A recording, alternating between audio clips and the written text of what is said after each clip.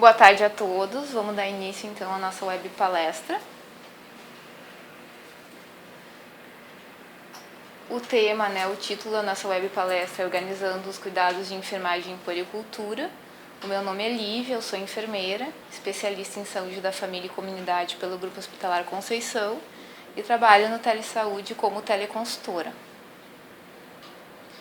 O material que eu utilizei para desenvolver a web palestra foram 3 referências, que foi o livro Medicina Ambulatorial do Bruce Duncan, o caderno de atenção básica do Ministério da Saúde sobre saúde da criança e o protocolo de atenção à saúde da criança do Grupo Hospitalar Conceição.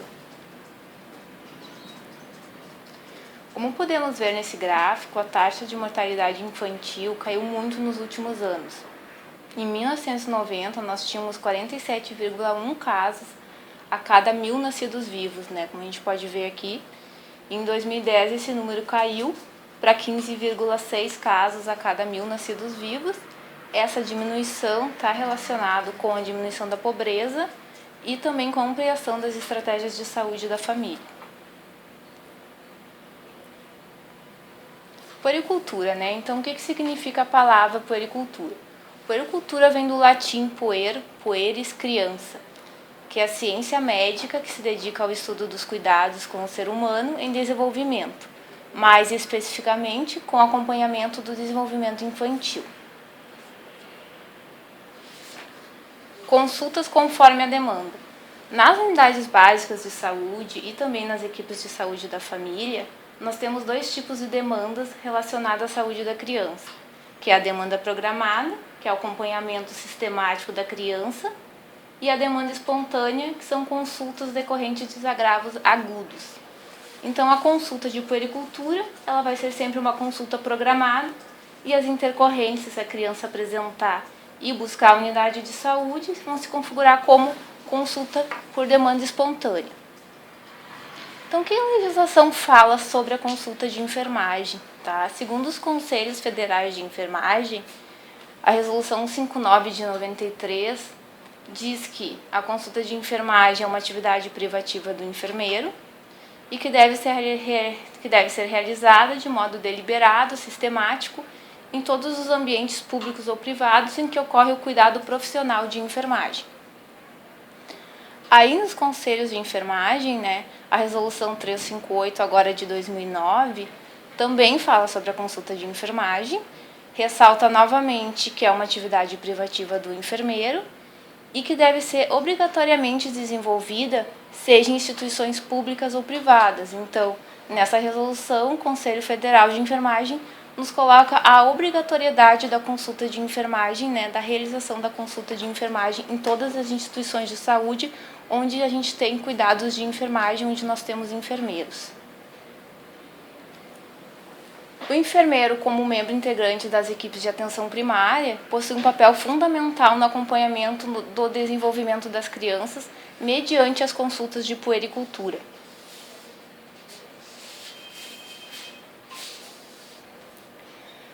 A frequência das consultas de rotina, então, A primeira consulta do recém-nascido, ela deve acontecer ainda na primeira semana. Isso quem coloca é o Ministério da Saúde. Depois a segunda consulta no primeiro mês, segundo mês, quarto mês, sexto mês, nono mês, com um ano, com 12 meses.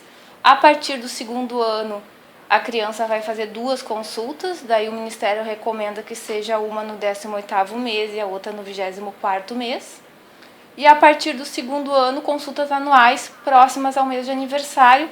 Isso facilita com que os pais lembrem da data da consulta.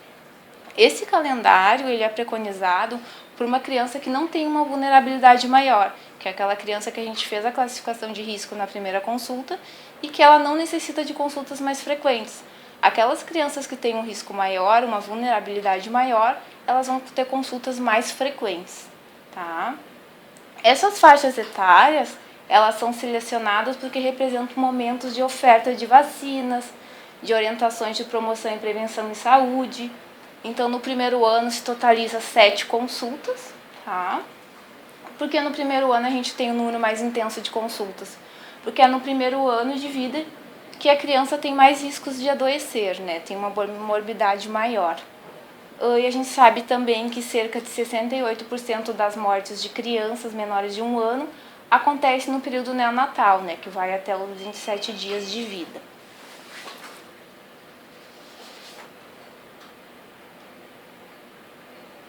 Itens fundamentais nas consultas, tá? Então, o que a gente não pode esquecer de abordar nas consultas e o que a gente deve dar uma atenção. Atenção à queixa principal. Sempre ouvir com atenção as queixas dos pais, tá? Mesmo que sejam queixas relacionadas muito mais com a ansiedade de se ter um recém-nascido em casa do que relacionado a problemas reais que a criança pode estar apresentando. Lembrando que os pais permanecem mais tempo com a criança, podendo perceber problemas que às vezes nas consultas a gente não detecta. Revisar os problemas já apresentados. Por exemplo, né, se a criança na consulta anterior estava com um resfriado, tinha um quadro de gripe, a gente precisa rever nessa consulta como que está esse quadro, como que foi a melhora dessa criança. Enfatizar a promoção oportuna, aproveitar a consulta para fazer dela também um espaço de promoção em saúde, falar sobre a prevenção de acidentes não intencionais na infância, sobre os cuidados com o recém-nascido, estimular a mudança de hábitos e buscas de cuidado. Então, a gente deve conversar com os pais sobre os cuidados que eles estão fazendo com a criança, de que forma esses cuidados estão sendo feitos e tentar construir com eles a melhor forma de se cuidar, né? Sempre tentando ter uma postura mais acolhedora e de diálogo com esses pais. E agora, então, a gente entra nas atribuições dos enfermeiros nas consultas de puericultura, tá? Então, primeira atribuição, realizar anamnese e exame físico. A anamnese, né, para avaliar as condições de nascimento da criança, o tipo de parto, local de parto, peso ao nascer, idade gestacional, o índice de Apgar, intercorrências na gestação, no parto, tá?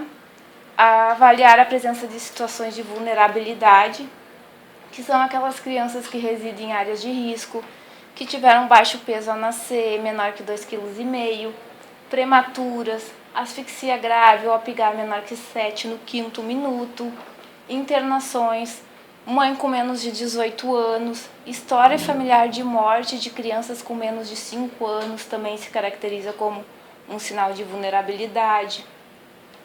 Outra atribuição, avaliar o crescimento e desenvolvimento e estado nutricional da criança. Então, em todas as consultas a gente deve pesar e medir a criança, colocar esses dados na curva de crescimento na carteira da criança e também no prontuário, né? Caso esses pais percam a carteira da criança, a gente vai ter esses dados em outro local.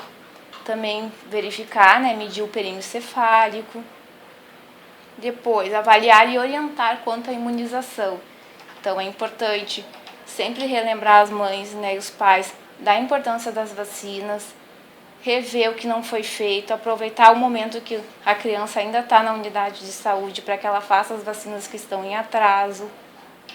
Ainda ali na avaliação do crescimento, desenvolvimento e estado nutricional da criança, a gente vai ter uma abordagem diferenciada a partir do momento que a gente bota esses dados na curva de crescimento e a gente tem percentis alterados. Por exemplo, né, uma criança que tiver o percentil maior que 7, isso nos indica que ela tem um risco de sobrepeso e obesidade. Então, a gente vai precisar verificar, junto com esses pais, erros alimentares, tá? Orientar a mãe para uma alimentação mais equilibrada, encaminhar, se a gente tiver disponível na rede, essa criança para o nutricionista para que ele possa fazer uma avaliação, realizar uma avaliação clínica nessa criança. Percentil entre 3 e 0,1 já nos indica que a criança está com baixo peso para a idade.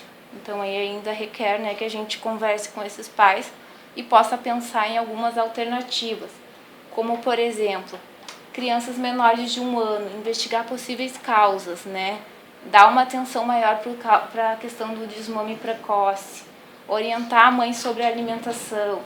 Essa criança vai precisar ser vista num prazo máximo de 15 dias.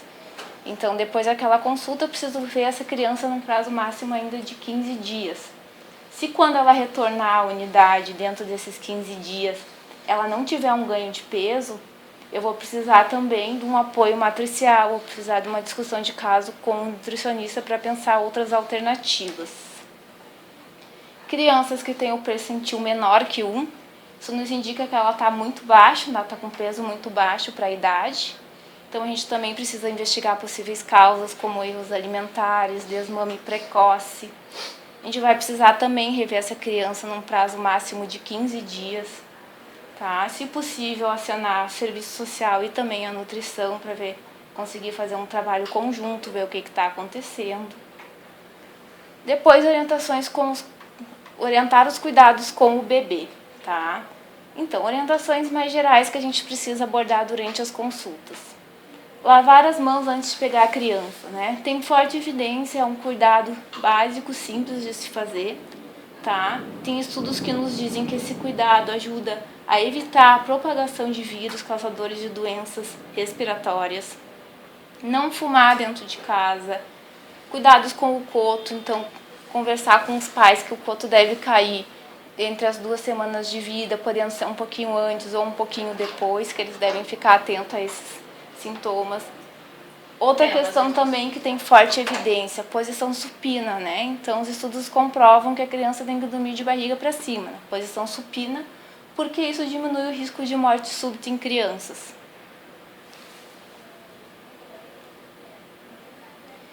Realizar a classificação de risco da criança, né? Que foi conforme aqueles riscos e questões de risco e vulnerabilidade que a gente viu nos slides anteriores. Então, isso a gente precisa fazer ainda na primeira consulta, que é a partir desse risco que a gente vai organizar todo o cuidado, que a gente vai ver, bom, com que frequência vai ser essas consultas, em que parte eu tenho que dar mais atenção, sobre o que eu tenho que abordar mais com os pais durante a consulta, orientar sobre as doenças, intercorrências e sinais de risco, orientar a alimentação e higiene dessa criança. Por quê, né? Porque a gente sabe que o aleitamento materno ele tem que ser exclusivo até o 6º mês. Se a mulher não puder amamentar, a gente deve falar com ela sobre fórmulas e orientar como fazer isso. Tá? Orientar a prevenção de acidentes na infância, como o transporte da criança no carro, né? Sempre deve ser na cadeirinha, evitar o coleito. Programar as consultas subsequentes. Então, combinar com os pais o calendário de consultas, levando em consideração a vulnerabilidade e risco dessa criança. Atentar para sinais de depressão materna. Isso é muito importante, tá? A gente deve observar o vínculo da mãe e bebê durante as consultas. O nascimento de um bebê, em especial, quando se trata do primeiro filho, pode ser considerado um momento propício para surgimento de problemas emocionais nos pais, tais como depressão, manifestações psicossomáticas, que podem afetar o modo como os pais se relacionam com seus filhos e o modo como eles cuidam da criança. Então é muito importante a gente estar atento aos sinais de depressão materna durante a consulta. A primeira consulta do recém-nascido, conforme a gente tinha conversado antes, ela deve acontecer ainda na primeira semana de vida. Tá? Então, se essa criança não comparecer, se os pais não trazerem ela na unidade para realizar a consulta, a gente tem que fazer uma busca ativa, né? Combinar com os agentes comunitários que eles vão até a casa da criança e ver o que está acontecendo, por que os pais não trouxeram ela para a unidade para fazer a consulta. E a primeira consulta, a gente aconselha que seja reservado 2 horários na agenda dos profissionais para a realização dessa consulta. Por quê? Que é uma consulta que requer mais tempo, né? A gente tem que fazer todo um exame físico completo da criança, isso requer tempo. Então é importante ter esses cuidados para a gente não precisar fazer uma consulta mais atropelada e poder acolher bem esses pais nesse momento. Então o que é preconizado nessa primeira consulta? Exame completo da criança, tá? Céfalo-caudal, peso, comprimento, desenvolvimento social e psicoafetivo, estado geral, face, pele, crânio, olhos, orelhas e audição, nariz, boca, pescoço, tórax, abdômen, genitália, sistema osteoarticular, coluna vertebral, avaliação neurológica. Então, esse é esse momento que a gente tem que olhar essa criança, né, e poder perceber qualquer alteração, qualquer anomalia.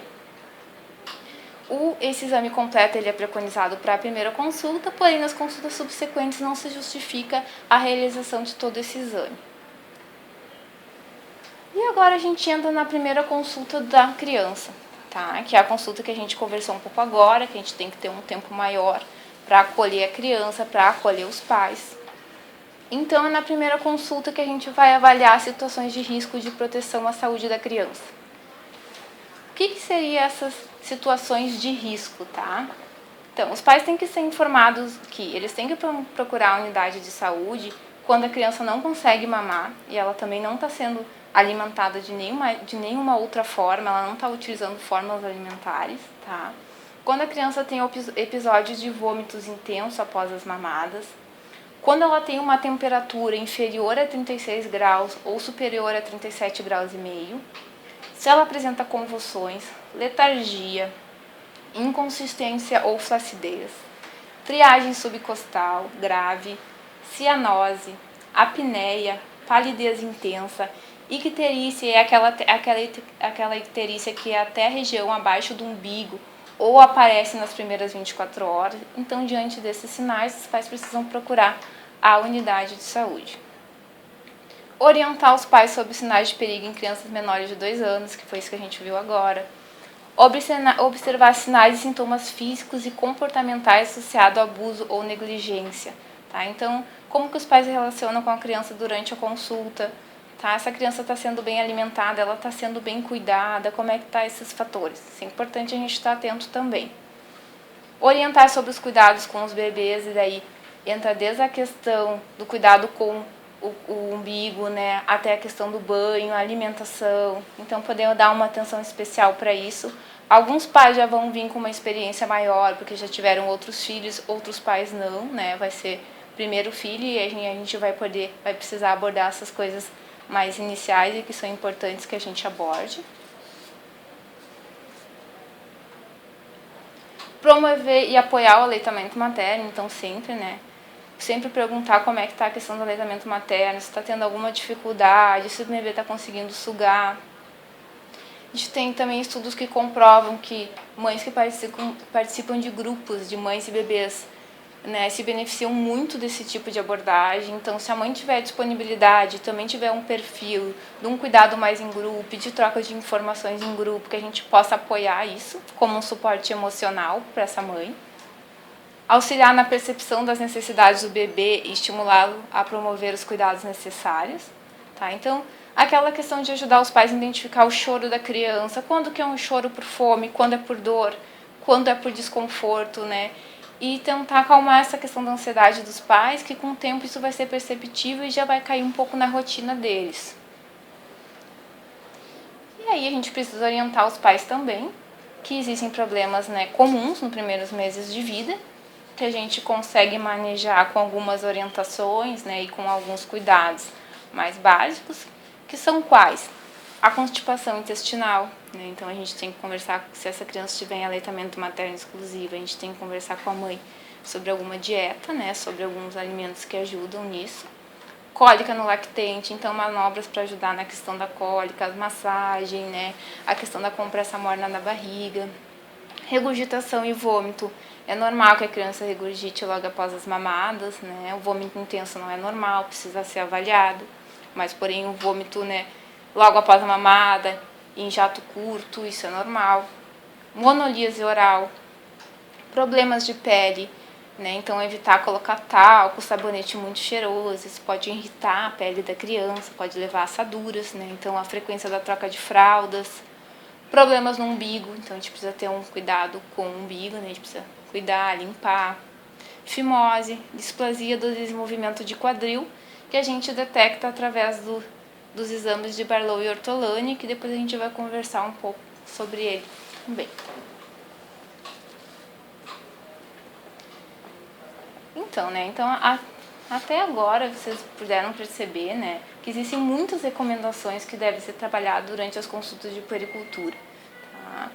Como que a gente vai identificar o que a gente deve trabalhar com alguns pais, o que a gente deve trabalhar mais com outros pais, enfim, de que forma a gente vai manejar isso, tá? Isso vai depender muito do vínculo que a gente tem com a família, do risco e vulnerabilidade que aquela criança está exposta, de como ela é cuidada, e aí a gente vai adequando a nossa conduta.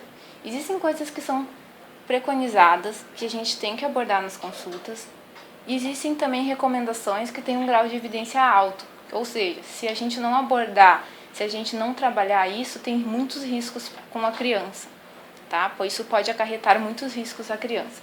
E é isso que a gente vai ver agora. Por exemplo, a triagem neonatal. Hoje nós trabalhamos com 4 tipos de triagem, tá? Que é o teste do pezinho, a triagem oftalmológica, a triagem auditiva e também a triagem cardíaca.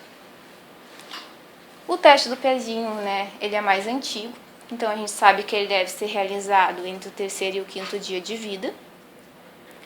Ele pode ser realizado até o 30º dia de vida, mas porém não é o ideal.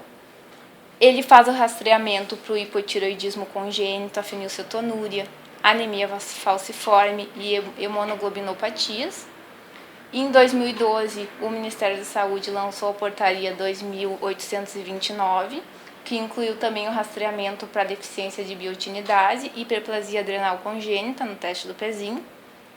Algumas unidades estão se adequando, alguns municípios ainda estão se adequando a esse rastreamento, tá? Temos também a triagem oftalmológica, que ela deve ser realizada ainda na maternidade. Ela pode detectar alterações que causam obstrução no eixo visual da criança. É um exame simples, rápido, é indolor.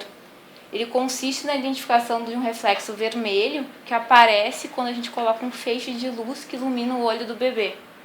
Então, se ele não foi realizado na maternidade, o prazo máximo para a realização da triagem oftalmológica, do teste do olhinho, é até os 30 dias de vida da criança. Ele pode detectar algumas alterações, como por exemplo catarata, glaucoma congênito e entre outros problemas, tá? Porém, o teste do olhinho, a triagem oftalmológica, é a única triagem que a gente vai ver agora que ela ainda não é lei. Ou seja, não é obrigatório que as maternidades, que os hospitais disponibilizem esse tipo de triagem para as crianças. Porém, tem algumas maternidades no Brasil que já disponibilizam, que já realizam logo que a criança nasce. Temos também a triagem auditiva. Ela deve ser realizada ainda na maternidade também, no prazo máximo de 30 dias. É possível detectar através dela a perda auditiva congênita e adquirida no período neonatal. E aí a gente sabe que o quanto antes a gente detecta problemas, antes a gente intervém e melhor é o prognóstico da criança.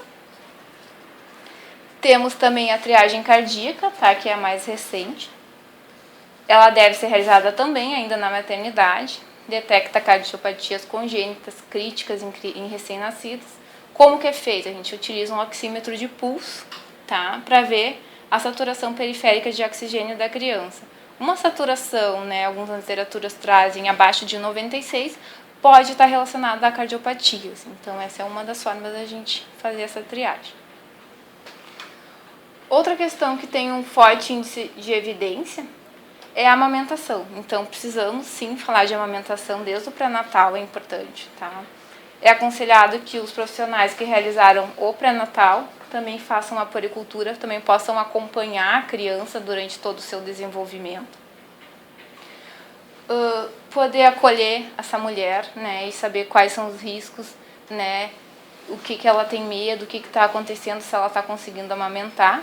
E, se possível, visualizar a pega do bebê no seio. Tá? É importante também, quando a gente fala em aconselhar a mulher, significa não dizer à mulher o que ela deve fazer, e sim construir com ela qual a melhor forma de fazer isso. Tá? E isso pode ajudar a ter uma frequência de amamentação melhor e constituir para o sucesso da amamentação também.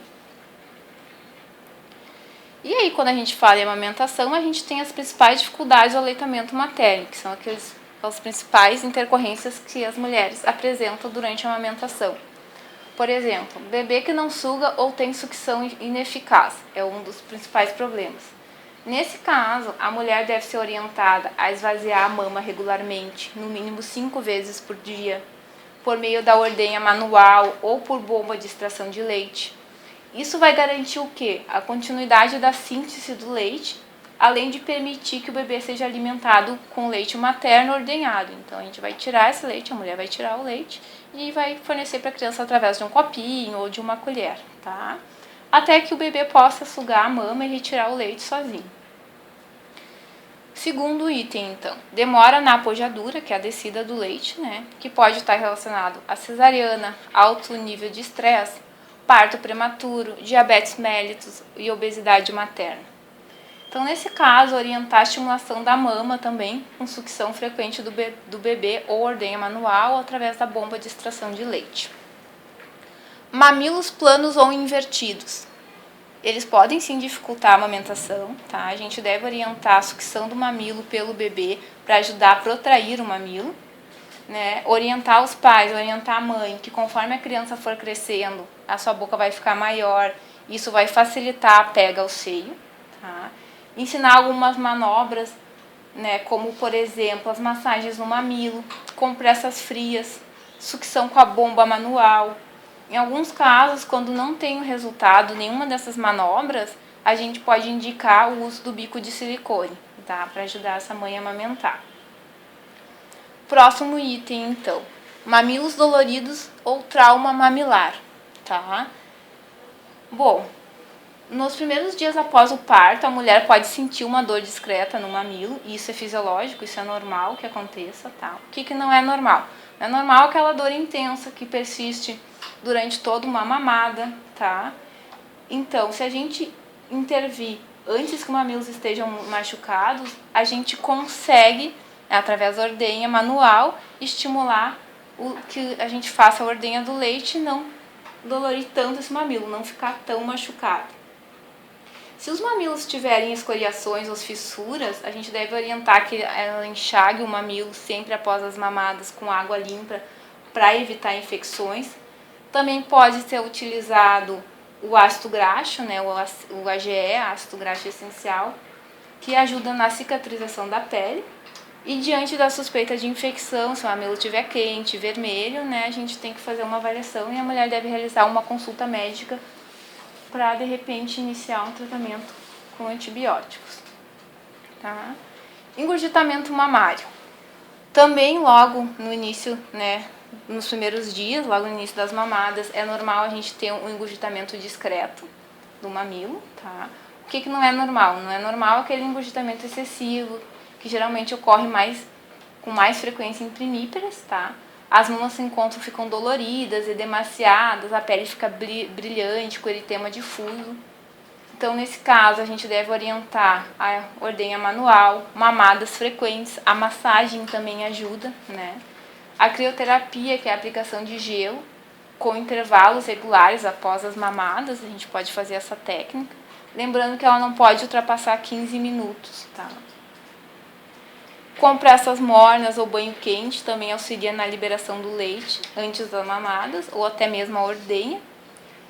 E se o bebê não esvaziar a mama, a gente pode orientar a mãe a ordenhar, né, manualmente o resto do leite. E aí a gente tem a mastite. A mastite é um processo inflamatório que pode ou não progredir para uma infecção. Então a gente tem que tratar a causa e orientar o esvaziamento da mama.